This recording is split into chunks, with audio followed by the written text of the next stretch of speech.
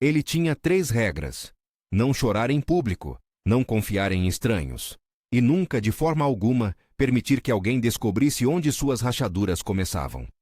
Wubin seguia essas regras como outros seguem um mapa. Sem hesitar, com gesto seco e precisão. Era o chefe mais comentado de Seul, figura em fotos desfocadas em jornais, nome que fazia o vidro da cafeteria da esquina murchar quando passava. Mas nas manhãs frias, ele era apenas o neto que atendia à avó, que aceitou os rituais do chá com a mesma expressão com que avaliava alianças. A presença da avó, no entanto, vinha com uma condição. Numa tarde em que a luz do sol parecia entender sua idade, ela depositou sobre a mesa um envelope amarelecido e uma frase que não admitia resposta. Escolha. Ou um encontro antes do próximo festival lunar, ou o testamento vai para Ji-un, o primo que aprendeu a plantar tomates. Wubin riu, pensou que aquilo fosse uma provocação, como tantas outras. Mas ela puxou um álbum de fotos e abriu uma página com uma imagem que o fez calar. O homem que ele havia sido antes da morte do pai, e daquele noivado que explodiu aos seus pés. A avó não pedia, ela movia peças, e no mundo de Wubin, mexer nas posses era empurrar um gato para fora da caixa. Aceitou por conveniência, como se assinasse um documento de limpeza burocrática. A ideia de sentar-se frente a uma estranha, sorrir e fingir vida civilizada, parecia tão absurdo quanto abrir mão do comando. Havia, além disso, um conforto desconfiado. Encontros às cegas eram previsíveis. Havia protocolos, pequenos testes, um olhar, um comentário, que permitiam recuar antes de feridas antigas serem tocadas. O que ele não tinha previsto era o tipo de estranheza que aquele encontro traria. Porque a mulher que a avó escolheu não cabia em nenhum dos seus testes. Do outro lado da cidade, o Nunice amassava massa com uma intensidade que parecia uma oração de outra ordem. A cozinha do restaurante dela era um mapa. Potes marcados à mão, ervas alinhadas como soldados, uma frigideira que havia visto Paris e Seul e ainda guardava a memória de Atlanta.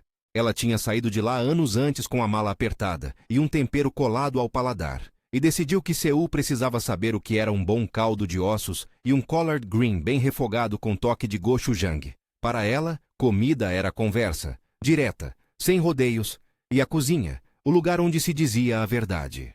Vestiu algo que era uma declaração. Um hanbok modernizado com estampas que lembravam a África Ocidental, fios dourados no cabelo como quem sabia que o olhar do mundo precisa ser segurado. Colocou uma caixa Tupperware, sempre levava uma para amigos, com collard greens que haviam sido refogados com alho, um toque de pimenta, e uma colherada de gochujang, que fazia o aroma dançar entre o doce e o ácido. Era pragmática, e havia uma dureza doce sob a pia, algo forjado por mudanças e necessitado de menos explicações. Se alguém a considerava uma novidade exótica, ela sorria para a ignorância e deixava que o sabor falasse. Quando Wubin entrou no restaurante, disposto, vestido com a camisa que fazia fronteira entre a morte social e a neutralidade elegante, seu olhar cortou o salão em busca da superfície onde pudesse se posicionar.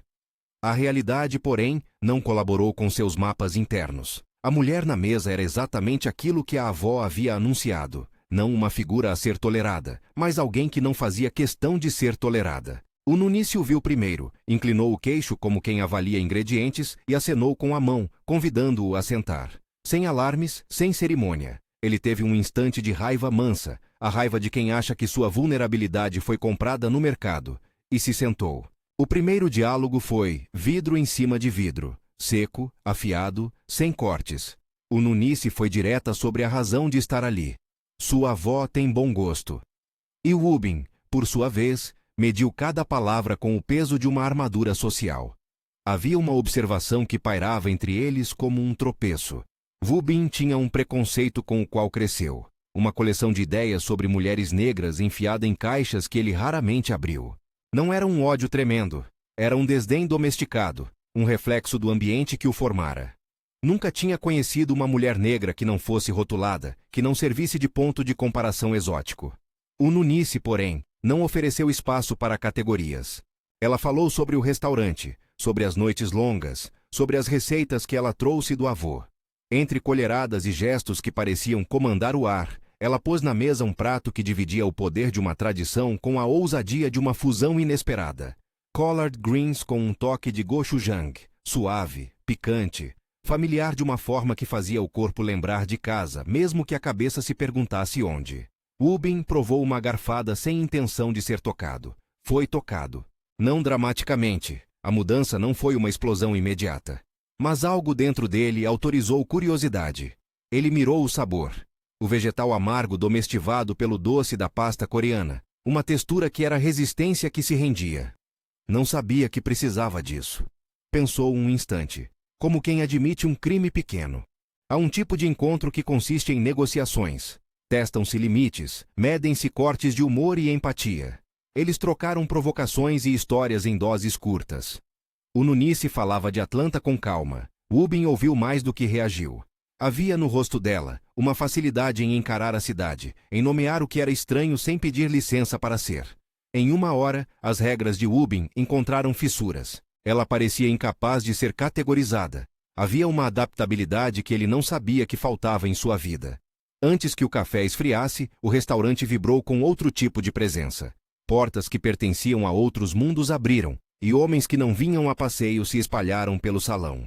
Kong Minho entrou com a suavidade de quem sabe que sua sombra estende ordens. Rivalidade antiga entre Busan e Seul, entre territórios e humilhações não resolvidas. E todo chefe de bairro sabe exatamente como usar um jantar para mandar recados. Ele sorriu para Ubin, com um prazer cortês, e trouxe consigo uma tensão que mudou a temperatura da sala. O tom do encontro virou rua. Ubin não esperava que a noite, que deveria ser uma obrigação trivial, se transformasse em cena de atentado à sua tranquilidade. Kong falou como se dissesse charadas, palavras mansas que escondiam ameaças. Ubin, acostumado a responder com a frieza de quem controla operações, sentiu algo novo. Uma mácula de medo que não vinha tanto do perigo físico, mas do risco de expor suas rachaduras. Ele notou com precisão assustadora que ali estava o Nunice, tão desarmada quanto sua Tupperware poderia ser uma arma. E então as coisas mudaram de lugar. Um dos capangas avançou, gesto pontual, e a resposta de Nunice foi imediata, inventiva e humana. Ergueu a Tupperware como quem segura uma tampa de panela. Acertou o guarda com um golpe que misturou surpresa e destreza doméstica. O impacto não foi cinematográfico em splits e sangue. Foi real, brusco, cotidiano. E por isso, mais desarmante. O guarda caiu, atordoado, e algo no corpo de Ubin relaxou e se tensionou ao mesmo tempo. Ele teve 2 instantes para ver algo que nenhum mapa lhe havia previsto. Coragem que não pertencia a um manual da rua. Uma agressividade que vinha da recusa de ser meramente passageira. O Nunice não se fez pequena. Ela fez aquilo que precisava ser feito. A partir daquele segundo, o encontro deixou de ser protocolo e virou coalizão improvisada. Ubin ordenou, não com o costumeiro comando seco, mas com uma urgência que denunciava sua surpresa, que o gerente trancasse as portas e guiasse clientes para fora. A fuga foi coreografada. Uma volta rápida pela cozinha, um corredor que cheirava a cebola e óleo, o som do Han River lembrado pelo vento que encontrava frestas. O Nunice mostrou que sabia evacuar um espaço como quem reorganiza uma linha de serviço. Fez o que era necessário sem pedir aplausos. No carro, a cidade parecia outro animal. Seul brilhava com frieza, prédios como pilhas de loiça brilhando sob a chuva que viria. Ubin dirigia com a mesma concentração metódica que usava em horários de crise. O Nunice no banco de passageiros falava pouco, esfregando as palmas ainda atônitas. Ambos respiravam como se tivessem usado cordas que não sabiam possuir. Havia, entretanto, um fio novo entre os dois: reconhecimento. Não o tipo que zela por elogios, mas uma espécie de trégua ocupada por perguntas curtas que tocavam histórias. Ela perguntou sobre o homem que aparecera como se dissesse mais que apenas uma ameaça. Ele é do tipo que visita restaurantes para lembrar que manda? Ubin respondeu com a economia de gestos de sempre. Ele se lembra do que é meu. Frases curtas, mas a suavidade do timbre de Nunice deixou a questão solta. E se ele não se lembrar das regras da sua avó? Ubin riu, um som que parecia haver sido guardado há anos e liberado de maneira injustificada. Era a primeira vez que ele ria de verdade em frente a alguém que não fosse parte do círculo do crime familiar. Rir era perigoso. Risos abriam frestas. Levaram Nunice ao penthouse, porque era o lugar mais seguro que Ubin tinha, onde a fome não era apenas de comida, mas de silêncio com reflexão. O apartamento dele era alto, com janelas que olhavam a cidade como um tribunal. Ele ofereceu o que tinha: um sofá de couro que rangia com autoridade, uma cozinha reluzente que mostrava que a vida de um chefe também exige manutenção, e uma geladeira que guardava mais segredos do que escolhas. O Nunice trouxe sua Tupperware de collard greens como um troféu, e Wubin, por impulso, colocou a tampa sobre o balcão com a reverência de quem vê um objeto que poderia conter uma solução ou um enigma. Aquele refúgio começou desarmado. A tensão ainda pairava como névoa, mas havia um calor diferente. O calor da comida esquentando, do corpo que se permitia admitir fraqueza em pequenas doses. O Nunice puxou um fio de história. Falou da mãe que ensinou a refogar folhas, até que elas perdessem a vergonha, da cidade que a ensinara a ser flexível. Wubin contou aos poucos a queda que moldara seu centro. O noivado que vira pó, quando o homem em quem confiara mostrou-se incapaz de carregar o peso da sua história. A morte do pai que o deixara com o trono frio. Ele não empilhou suas dores em forma de lamentação. As disse como quem descreve rotinas de manutenção, necessário sem dramatização. Os alimentos voltaram a ser ponte. Reaqueceram as collard greens em uma frigideira que Wubin sabia usar apenas para coisas simples. O som do óleo, o perfume do alho e da pimenta, o aroma que subiu pela cozinha como um sinal. Ele ofereceu a primeira garfada, como quem dá o primeiro passo numa corda bamba, e o Nunice observou com a mistura de curiosidade e avaliação que era sua assinatura. Ele mastigou, deixou o sabor completar a frase que não ia com palavras. Tem gochujang? Perguntou ele, quase surpreso por pronunciar uma palavra que parecia cair bem no ar. Tem e tem respeito por quem sabe cozinhar, respondeu ela, com um sorriso que era metade desafio, metade convite. A transformação não foi instantânea. Ele não virou um santo de balcão ou um herói sentimental. Mas havia sinais. O cuidado com que pegava a tábua para cortar pão, o tempo que passou olhando as cicatrizes da mão dela enquanto falava de Atlanta. A facilidade que ela tinha em transformar um olhar crítico em uma pergunta sem acusação. Ele começou a perguntar, por curiosidade genuína, sobre o lugar de onde ela veio, sobre as alteridades que ela abraçava. E não para medir, mas para entender. Aquilo incomodou algo nele que havia sido laudo. A capacidade de enxergar além do estereótipo. A avó, naquele mesmo instante, não estava dormindo como se a paz do mundo dependesse de silêncio. Em um apartamento modesto do outro lado do rio, ela anotava resultados, fazia ligações e mantinha peças em movimento como uma marionetista que soube escolher fios adequados. Havia cartas que ela não precisava mostrar, um esquema de familiaridades que lhe dava prazer. Ela havia pesquisado, acompanhado, aprovado, e o mais delicioso para ela era ver a surpresa nos olhos do neto. Ela não queria um escândalo, queria que ele vivesse uma vida que o obrigasse a olhar para fora de seus círculos. Mas havia, claro, riscos. Jogada de damas e xadrez se confundiam. Enquanto isso, no penthouse, algo no telefone de Wubin vibrou. Era uma mensagem simples, quase burocrática, uma frase que lembrava que nada terminava com 2 pratos esvaziados. Kong não era homem de recado simples. A mensagem continha algo que marcou o espaço entre o estômago e a pele. Sem espaço para fraquezas. A trilha sonora daquele aviso era a rua lá embaixo. O zoom de carros e entregas, o latido de cães que guardavam esquinas. Wubin leu e a máscara de neutralidade voltou por um segundo tangível. O Nunice percebeu, mas não perguntou demais. Ela sabia que há limites que as pessoas guardam. Ele andou até a janela, olhando as luzes do Han River, a cidade que se oferecia fria e plana. Ali, um homem que havia desprezado mulheres negras por reflexo sentiu uma pressão outra. O reconhecimento de que havia sido salvo, momentaneamente, por alguém que ele mal compreendia. Não era gratidão grandiloquente, era admiração miúda, fissurada em detalhes.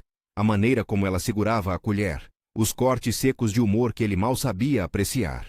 A recusa em colocar-se como vítima. Ela se aproximou, colocou a mão no balcão, perto da Tupperware com um pedaço de folha que restara. Você não precisa fingir que é o mesmo homem que foi forjado para ficar sozinho, disse ela sem dó nem piedade. Havia naquela afirmação uma verdade que abria feridas e curava ao mesmo tempo. Ele não respondeu de pronto. Riu, um riso curto que soou mais como liberação do que como alegria. Rir com alguém, e não de alguém, era um território novo para Wubin. Do lado de fora, as ruas continuavam sua rotina como se a vida dele fosse apenas uma das histórias que a cidade contava. Mas alguém havia anunciado uma data marcada. Kong não se contentaria com um aviso. O perigo se tornara uma sombra que podia ganhar regras novas. E havia outra coisa que crescia. Algo tênue como um fio que começava a ligar os dois. Não amor imediato, nada melodramático, mas um reconhecimento que tinha cura no paladar, nas piadas cortantes, no silêncio compartilhado. A avó bateu leve na porta do seu próprio compasso, enviando uma foto no grupo da família, como quem deposita uma peça final. A foto mostrava o Nunice preparando a comida. No chat, a família deu risos contidos, palpites e um emoji que claramente significava aprovação. Wubin, naquele momento, sentiu a leve humilhação de ser manobrado e a leve vertigem de ser, finalmente, observado. Ele sabia que entrar em algo vinha com custos. Mas, pela primeira vez, considerou que o custo poderia valer a pena. Uma notificação no celular rasgou o ar com outra mensagem que veio do outro lado. Não de Kong, mas de Ji-un, o primo considerado irrelevante. Vó mandou dizer que fez uma boa escolha. Um pequeno ponto de ironia que fez Wubin esboçar um sorriso irônico, o primeiro que não escondia nada. Não era o fim de seus medos, tampouco a consagração de uma nova vida. Era apenas um passo. Pequeno para o mundo, colossal para ele. A noite se adensou com sirenes que pareciam longe e promessas que soavam próximas. O Nunice recolheu a Tupperware, fechou a tampa com a mesma expertise que usara para nocautear um guarda minutos antes. Wubin observou, curioso não apenas pelo gesto, mas pelo motivo que motivara aquele gesto. Ela tinha sobrevivido a dias que a ensinaram a improvisar defesas. Ele, soberano de territórios, começava a entender que fortalezas podem ser dadas por mãos que não usam armas convencionais. Quando ela se preparou para partir, ele hesitou. Um instante que durou séculos de possibilidade. Um convite não formulado pairou no ar. Fica. Poderia ter sido. Mas ele não disse. Em vez disso, pediu que tomassem cuidado. Qualquer convite era um movimento arriscado, e Wubin sabia disso mais do que ninguém. Ela sorriu, aceitou o tom sério e deu a ele algo que não este havia pedido, um número. Se precisar de comida que não te julgue, liga, disse ela. Ele guardou o papel no bolso, acariciou o calor do papel como quem guarda um bilhete de bar, e observou-a enquanto saía. Ao fechar a porta, algo dentro do apartamento se moveu. Não era apenas a presença dela que deixara um rastro, mas a sensação de que a vida poderia, sim, oferecer surpresas que não fossem rachaduras. Ele olhou a cidade pela janela, a mensagem de Kong pipocando no celular, a foto no grupo da família e o bilhete amassado no bolso. Existia no meio de tudo uma escolha a ser feita: seguir com as regras que o mantiveram invulnerável? Ou permitir aos poucos que alguém quebrasse aquilo que ele vinha mantendo com tanto zelo? Do lado de fora, um carro parou sob a luz amarelada do poste. Um homem encapuzado observou o edifício por um instante e fez um gesto pequeno ao motorista. Não era grande coisa, apenas um registro na lista de vigilância de alguém que não aceitara ser ignorado. A brisa trouxe o cheiro do rio, as luzes tremularam, e dentro do penthouse, a cidade soou mais perto, mais ameaçadora. Wubin pegou o bilhete no bolso e sorriu, um sorriso que convidava tanto ao perigo quanto à mudança. Se ele havia desprezado mulheres negras até aquela noite, o desprezo começou a se desfazer não por palavras, mas por gestos, por uma mão que não fugiu ao perigo, por um prato que desmantelou preconceitos, por uma risada compartilhada que libertava máscaras. Ainda havia batalhas por vir, memórias a enfrentar e um rival que não perdoava. Mas naquele momento, entre a panela esfriando e a janela que mostrava uma cidade indiferente, algo se mexeu. Wubin percebeu que raramente um encontro era apenas um encontro. Às vezes, ele era uma porta. E quando a porta se abre, nada dentro de nós volta a ser como antes. Se você está assistindo daqui, conta pra gente. Em que cidade você acha que um jantar improvisado poderia virar uma reviravolta dessas? A noite ainda guardava uma última surpresa. O telefone de Wubin vibrou uma vez mais. Uma imagem, enviada por número desconhecido. Era uma foto tirada na entrada do restaurante. Alguém havia observado tudo. No reflexo do vidro, Wubin e o Nunice conversavam, de costas para a câmera. A legenda era curta, seca. Vimos. Ele colocou o aparelho sobre a mesa, perto da tampa da Tupperware, e sentiu a linha do risco desenhar um novo mapa. O encontro, que deveria ter sido apenas um capricho de família, agora lhe trazia nomes e consequências. Do lado de fora, a cidade não dormia. Lá embaixo, sombras conversavam. Ji-un mandou outro emoji. A avó virou a página do seu chá com tranquilidade. E, no penthouse, Rubin acendeu outra cigarrilha, contemplou a folha no cinzeiro e pensou que havia algo que talvez, finalmente, valesse abrir mão de uma regra. Ele não sabia se era afeição, curiosidade ou o reconhecimento de que, em toda a sua história de certezas, poucas coisas haviam lhe ensinado a ser salvo. A porta do apartamento se fechou com um clique que parecia dizer que os próximos movimentos precisariam ser calculados. E na rua, um carro acelerou. O carro sobrou na esquina, o farol recortando a chuva em prata. A silhueta do motorista desapareceu na curva. Rubin ficou junto à janela, o bilhete amassado no bolso quente como promessa e ameaça ao mesmo tempo. A foto com a legenda "Vimos" repousava ainda na tela do celular, e cada luz da cidade parecia julgar a distância entre o que ele era e o que poderia ser. Não demorou para que a noite lembrasse que favores e ofensas têm pedaços distintos, mas caminhos parecidos. A primeira coisa que fez foi mandar uma mensagem curta para Ji-un. "Fica de olho." A resposta veio com um emoji e um sim, apressado, o suficiente para não dar pistas. Depois disso, deixou o dormitório do penthouse, com a desculpa de acender um cigarro no corredor, e caminhou até a porta. Ouviu passos abafados no corredor, passos que não pertenciam à rotina de seguranças dele. Havia precisão ali, o som de botas que conheciam cronogramas. O Nunice, relaxada no sofá, folheava a caixa de Tupperware, como se avaliasse uma amiga que poderia esperar até o amanhecer. O cheiro residual das collard greens ainda flutuava pela cozinha, e a panela pequena na pia brilhava com gordura e gochujang como testemunha da noite. Ela notou a vibração diferente no corpo dele, antes de perceber no que se transformava. Não mais o senhor do jogo, mas alguém com um pedaço de criança dentro, curioso, tenso, meio perdido. "Eles te acham bonito demais para morrer em paz?" Ela perguntou, voz sem teatro, encostando o queixo na palma da mão. Havia na pergunta o modo pragmático de quem já encarou olhares que tentavam medir valor. Rubin sorriu sem humor. "Eles acham que qualquer coisa fácil é falha." Ela riu, curto, como quem aceita um enigma e decide comê-lo. "Bom, então que eles se acostumem." Por um instante, os dois ficaram ali, sem precisar da força dos guarda-costas que, em teoria, deveriam ser invisíveis. Mas a cidade não guarda favores por muito tempo. O celular de Rubin apitou outra vez. Mensagem direta. Imagem curta, sem legenda. Um drone com a lente apontada para o prédio. A câmera digital pegando a fachada do penthouse. A assinatura era uma marca conhecida. Um selo de intimidação, de presença que precede ação. A saída era óbvia para quem costumava dar ordens. Trancar tudo, acionar defesa, mandar pessoal da rua fechar a área. Mas o que parecia taticamente certo era emocionalmente errado. Quantidade de homens ao redor significava exposição para o Nunice. Ela não era parte do jogo dele, e justamente por isso podia ser o ponto vulnerável que Kong exploraria.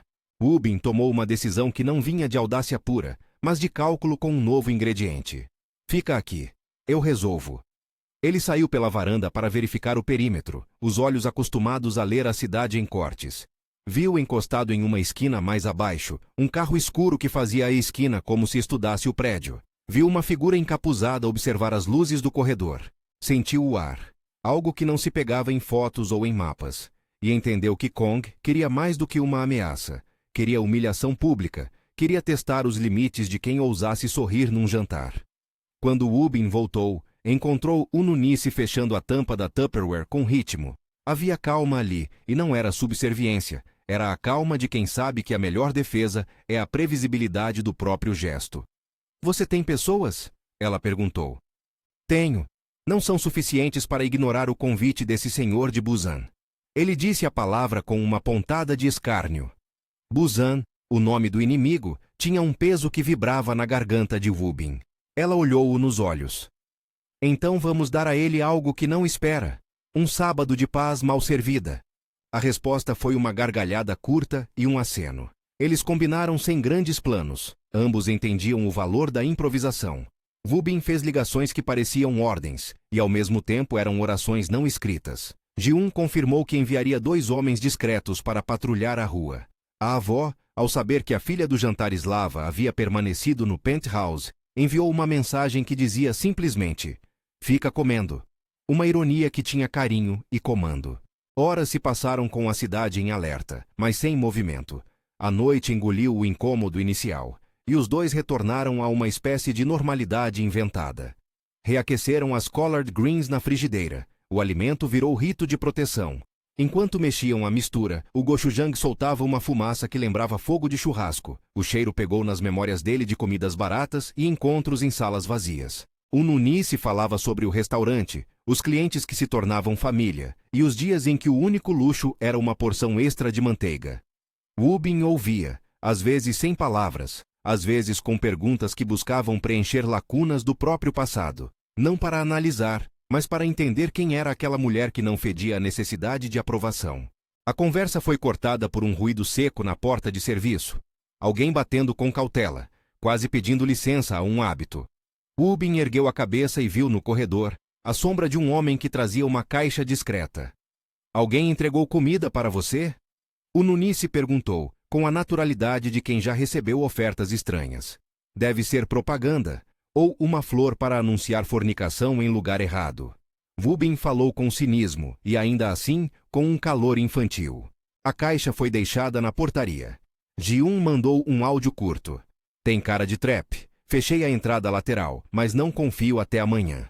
Wubin franziu o senho e subiu à sala, onde um valete de terno limpava o carpete. Ele abriu a caixa com cuidado, esperando encontrar, na melhor das hipóteses, um agrado bem intencionado. Ou, na pior, um dispositivo que anunciava o começo. Dentro, um prato decorativo e uma nota. Para saborear antes de sentir falta. Não havia assinatura, apenas um risco de tinta que lembrava o punho de Kong. Era uma provocação clara. Wubin sentiu a pressão do mundo fechar. Uma coisa velha. Quando se vive por regras, cada quebra é teste de caráter. Ao mesmo tempo, a provocação o colocou diante de algo que não era apenas problema, era convite.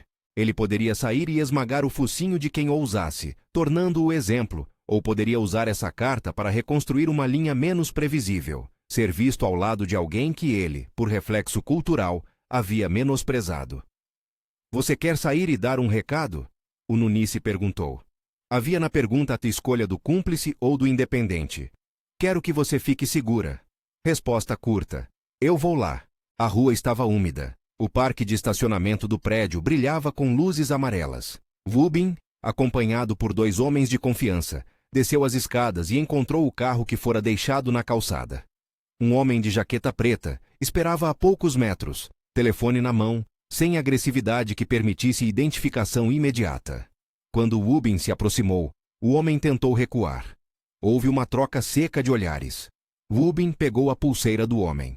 Um gesto de intimidação calculado e nada teatral. O arquétipo do chefe não precisava de violência explícita, bastava lembrar sua presença. O homem falou baixo, tentando alinhar palavras. Nós não queremos guerra, só uma lembrança. Wubin sorriu com pedra no rosto. Lembranças custam caro. E o preço não se paga em ameaças. Antes que a conversa desandasse, Ji-un apareceu com um pequeno grupo que ele havia reunido. Eles fizeram um upload de uma foto no grupo da rua, disse ele, incontinente. Dizem que estavam observando a movimentação. Podemos contra-atacar, senhor. Wubin pensou por um segundo, o fumo da cidade lambendo suas sobrancelhas. Não, não hoje. A negativa não era sinal de fraqueza. Era estratégia. Ao voltar para o penthouse, sentiu a estranha necessidade de proteger a serenidade recém-descoberta. Se Kong quisesse humilhar, teria de ser mais criativo que simples fotos. De volta ao apartamento, o Nuni se preparou café como se reconstituísse um mapa emocional. Enquanto a bebida liberava perfume, ela falou de Atlanta de um modo que não era confissão nem defesa, apenas contorno. Meu avô dizia que comida bem feita faz o coração baixar o tom. Ele dizia, truque bom é o que faz o inimigo menos brusco e o amigo mais presente. Havia ternura em suas palavras, não desejo de piedade, mas de ordem. Wubin observou-a e se percebeu inclinado a proteger aquela frase. Era, de certo modo, a primeira coisa que queria salvar. Na manhã seguinte, a cidade acordou com o rumor de que algo havia acontecido. Mensagens correndo em círculos privados, manchetes digitais insinuando cenas e rostos. O nome de Wubin entrou nas rodas de fofoca como sempre, mas havia nova palavra costurada às menções. Escândalo. Não por um crime, mas por uma relação que parecia romper costumes. Os rivais gostavam de fuxico, os aliados, de julgamentos. A avó apareceu no penthouse cedo, como se tivesse sido convocada por um si mesmo que sabia que seu plano alcançara o centro. Ela entrou como quem entra em casa, com um xale no ombro e um olhar que avaliava mais do que falava. Wubin notou o modo como ela passou o olhar sobre Ununice. Um escrutínio que tinha tempero de ancestralidade, não censura, mas verificação. Você se expôs ontem, a avó disse sem rodeios. Expostos ou não, fiz o que devia, e acho que vai viver por mais um dia. Ele respondeu tentando impor calma. A avó aproximou-se e pegou a caixa de Tupperware com dedos que conheciam o valor do caldo. Ela cozinhou bem, e também soube lutar. Havia orgulho na frase que soou quase como desculpa. Fiz o que qualquer avó faria. Pesquisei, confirmei. Quis garantir que você se sentasse diante de alguém capaz de remendar o seu mundo. Eu não banquei destino, só ofereci oportunidade. Wubin segurou o olhar dela por um segundo. A mistura de raiva e gratidão era complicada. Sentir-se manipulado por amor era um tipo de traição que trazia alívio. Você sempre orquestrou tudo. Controlar é diferente de amar. Ela retrucou. E houve uma pausa. Mas quero que saiba. Não faço nada para te envergonhar. Quero que você aprenda a ser inteiro, neto. As palavras ficaram ecoando no apartamento. A avó não se desculpou, nem pediu perdão. Marcou território de mulher que entende tanto de cartas, quanto da fragilidade dos homens que lhe deram com punhos. Ununice, que observava a cena com o costume de quem via barbatanas entre as camadas de uma família, falou com delicadeza. Sua avó tem os olhos de quem plantou muitas coisas. Ela sabe o que quer. Mas eu não vim para ser música de fundo em um teatro familiar. A sentença soou como aviso e alívio. Wubin entendeu que aquilo não era um jogo com vencedores claros. Era uma construção com riscos reais. Os dias seguintes trouxeram pequenas batalhas. Sussurros nos corredores, convites recusados por aliados que temiam implicação. Homens que olhavam para Ununice, como quem observa a peça que pode desestabilizar um castelo. Mas também houve coisas sutis que confirmavam que a transformação não era apenas de aparência. Wubin passou a perguntar mais sobre o cardápio do restaurante dela, levou um prato de seu próprio cozinheiro para ela provar, riu de uma piada que não fora catálogo de ironia, e deixou escapar confissões não planejadas, sobre o medo de perder a avó, sobre o peso de uma coroa que não era de ouro, mas de responsabilidade. Ununice também mudou de postura.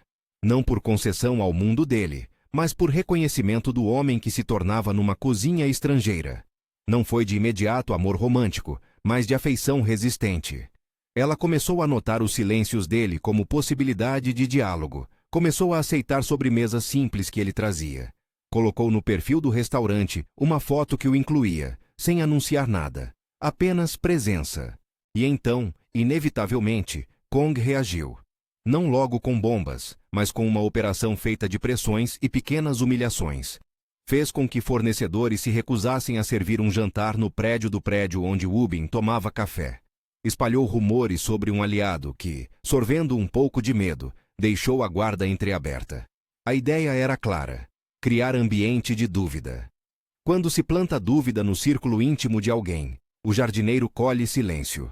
Kong queria silêncio. O primeiro ataque direto veio em forma de um vídeo que circulou pela cidade. Numa noite de tectônica calma, um smartphone filmou a entrada do restaurante de Ununice, pegando um ângulo que destacava registros, a placa do restaurante, rostos dos funcionários e a movimentação de pessoas que ali iam com Wubin. A legenda era sutilmente venenosa.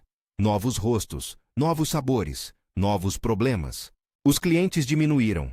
O restaurante entrou numa sequência de noites vazias. Ununice, pragmática, mandou o cardápio para o chefe Kim e falou com a equipe.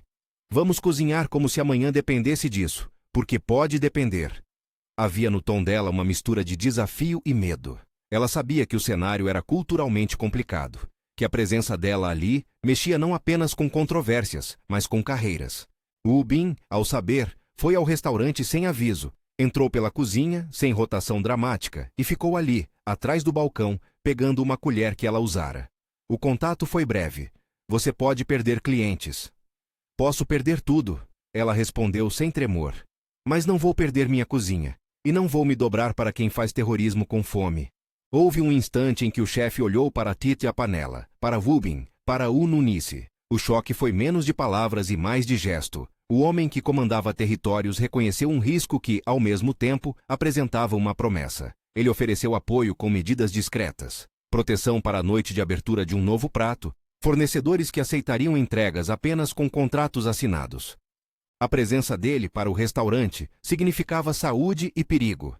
Significava que a culinária dela estava sendo anotada por donos de cancha. Naquela mesma noite, enquanto a cidade cochilava em sua rotina de luzes e Descartes, uma visita inesperada tocou a campainha do penthouse. Era Mrs. Choi, com um sorriso de quem carrega notícias e doces, e um envelope selado. A avó mandou dizer que preparou o chá e disse para você não recusar. Ela entrou com a naturalidade de uma irmã de convivência, tirou os sapatos e se sentou como se sempre tivesse pertencido àquele espaço. O envelope continha um bilhete e, discretamente, a cópia de um documento. Uma autorização para que o restaurante de Ununice participasse de uma feira gastronômica local. Não era apenas apoio, era a mão da avó movendo as peças. Mas havia outra folha dobrada, uma mensagem de ameaça escrita em caligrafia áspera. Sua liberdade custa mais do que acha.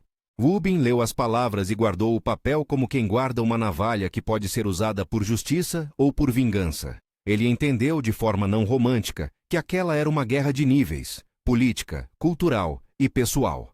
Os próximos dias uniram o que antes estava separado: cozinha, carinho, estratégia e medo. Ununice dirigia o restaurante com uma coragem que não se comprava. Wubin passou noites no balcão, conversando com os clientes, quebrando gelo, deixando que a presença dele fosse, ao mesmo tempo, garantia e desafio. A cidade começou a enxergar outro lado: homem de selos e homens de paladar, unindo-se por uma mesa.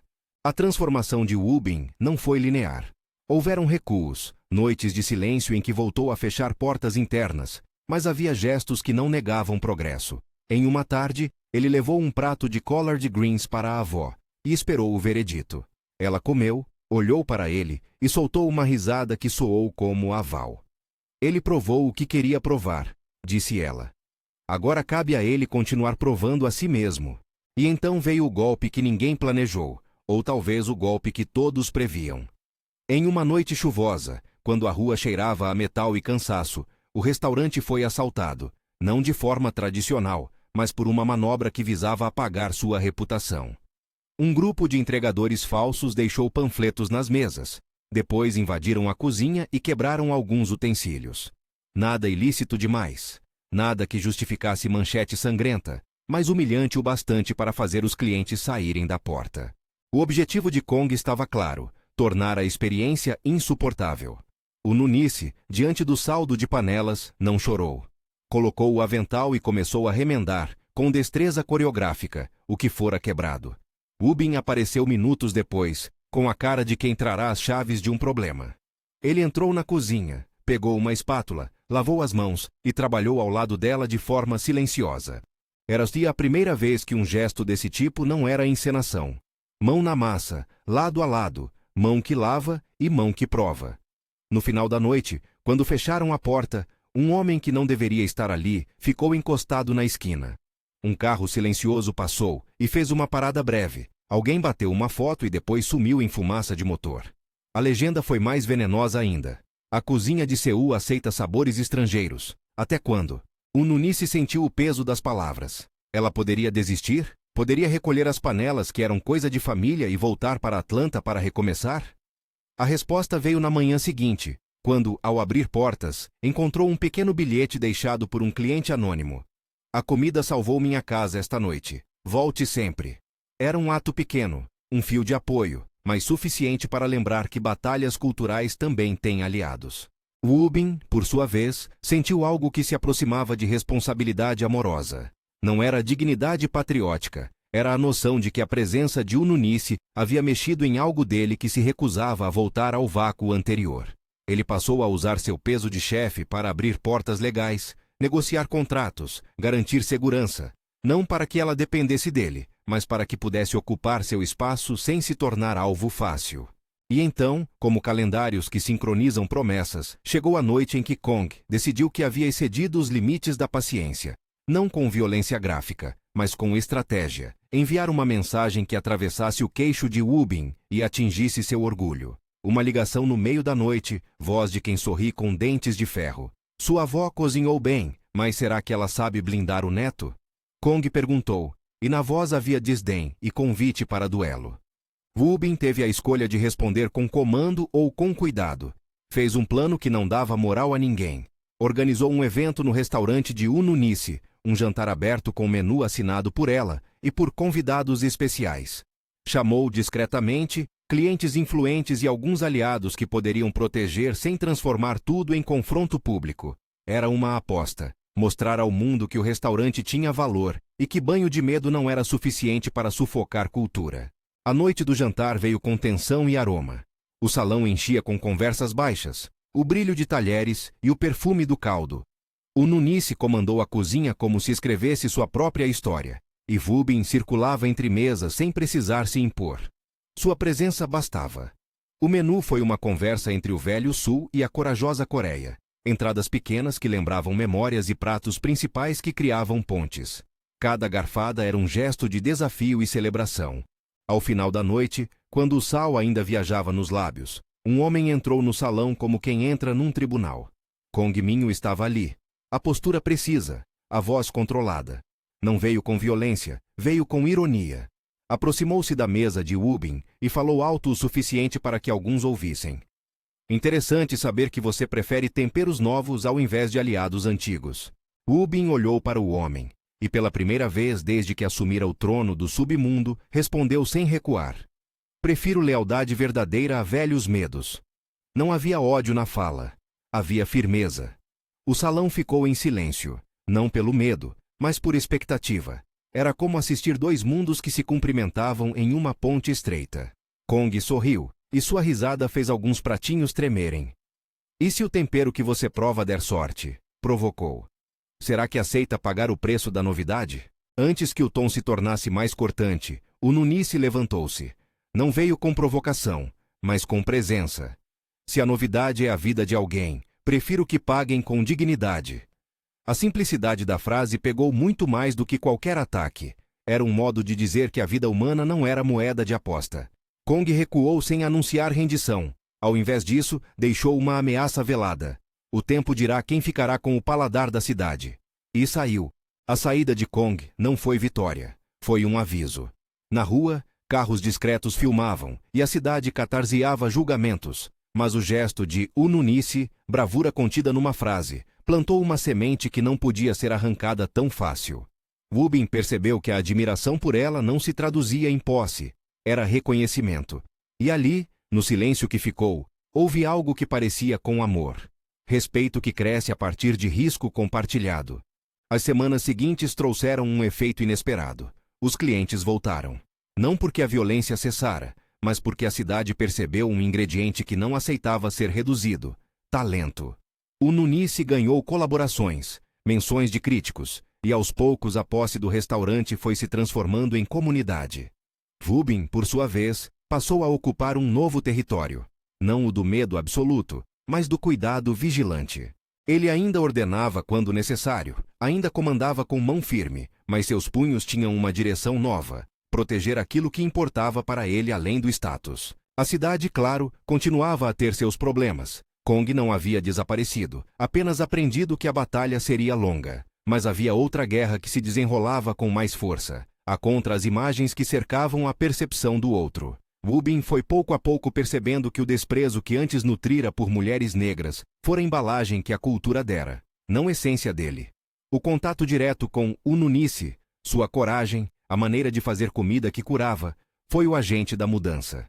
Não fora um sermão, nem uma revelação instantânea. Fora um processo que envolveu sabor, perigo e confiança. Em uma tarde calma, sentados no terraço do penthouse, com a cidade plana sob eles, Wubin e Ununice olharam para o rio.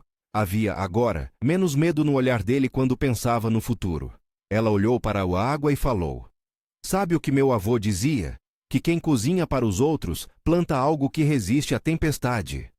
Ele sorriu, e havia ternura no gesto. E o que pensa um homem que aprendeu a reinar com medo? Que aprender a ficar ao lado de alguém que te desafia é mais honestidade do que qualquer poder. Ela respondeu.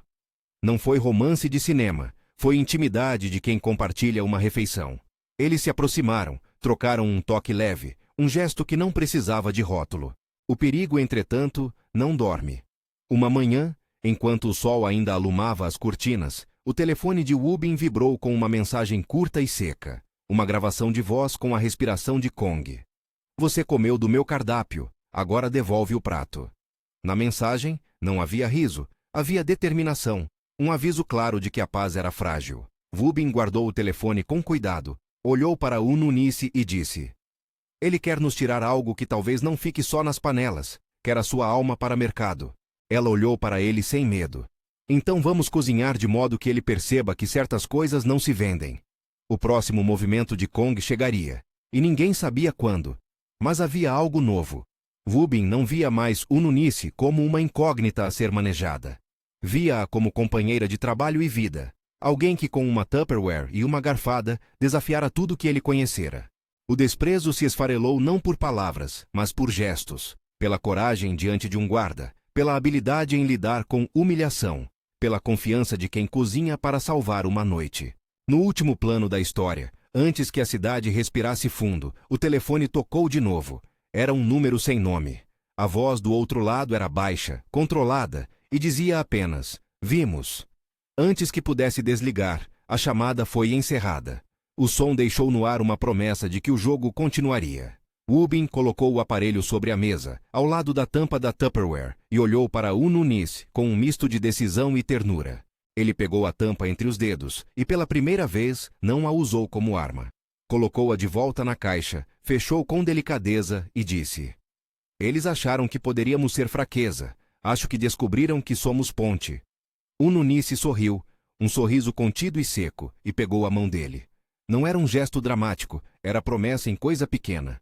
Naquele instante, a cidade continuou a respirar seu próprio ritmo. Luzes, buzinas e passos transformavam-se em trilha sonora. O destino de um chefe que desprezava mulheres negras havia mudado porque alguém, com gosto e coragem, entrou silenciosamente em sua vida e lhe mostrou que o mundo cabia mais inteiro quando o coração aceitava ser tocado por quem fora por tanto tempo invisível. Se quiser saber se ela sobrevive a Seul e se o chefe muda de vez, inscreva-se para acompanhar os próximos movimentos desta história.